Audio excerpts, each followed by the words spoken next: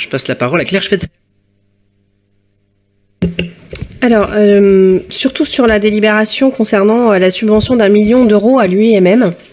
Alors, évidemment, je soutiens pleinement le territoire angevin et plus largement, parce qu'on touchera plus largement que les angevins avec ce centre de formation pour amener les jeunes ou les moins jeunes vers les formations dans l'industrie. Par contre, encore une fois, on reçoit une convention qui n'a aucune conditionnalité, par exemple à la féminisation des formations et donc des emplois dans l'industrie. On avait dernièrement une éminente ministre du gouvernement qui, dans un magistral stand-up, nous a parlé de l'industrie qui était magique. Je pense qu'il va en falloir un petit peu plus pour que les femmes s'y retrouvent pleinement. On est encore dans des métiers qui sont très peu féminins. Pourquoi, encore une fois, ne pas profiter du levier de la subvention publique pour satisfaire à nos objectifs d'égalité femmes-hommes, de justice sociale, de transition écologique et j'en passe.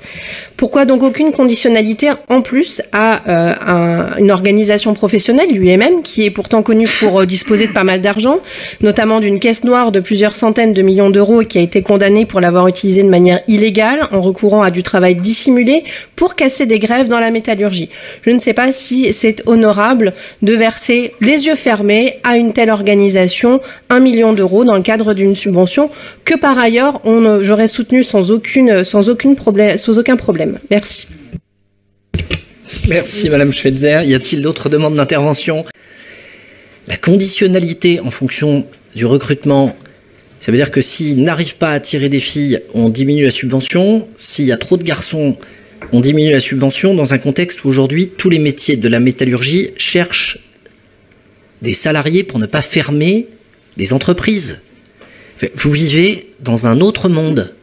Et si vous étiez aux responsabilités, ça sert à rien de l'évoquer parce qu'avec ce genre de prise de position, il ne faudra pas vous étonner que les citoyens se demandent et précisément dans quel monde vous vivez.